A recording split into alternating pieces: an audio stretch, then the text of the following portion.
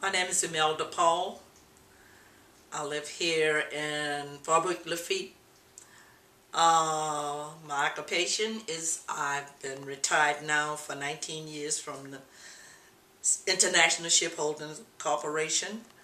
But I am a volunteer. I'm very active in the community, part of Sojourner Truth Neighborhood Center. I am the president of Faubourg Lafitte Tenant Association. I attend St. Peter Claver's Church, involved in a lot of activities over there. A member of the Voices of Peter Claver's for 33 years. And I am very excited about the Lafitte Green Wave.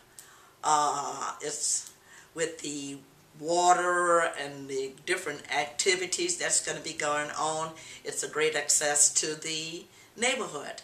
And with so much things going on with the rebuilding of the neighborhood and with this green wave and the different things that's going to be happening there, I think it's very exciting, not only just for me, but for the generation that's coming up. I have spoken with my grandchildren about this, and they wanted to know, what was this all about?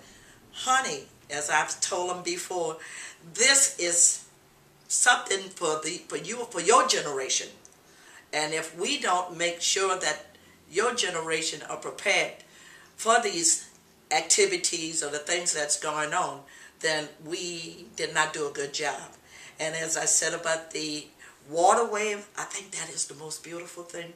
I think about when we were kids, how whenever it would rain and we'd get out there and play in the water. But this is another thing.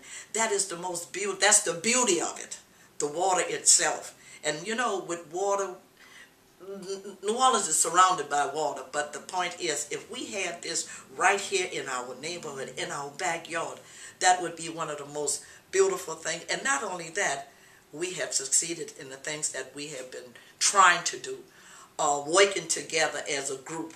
And I think there's something that's going to be positive.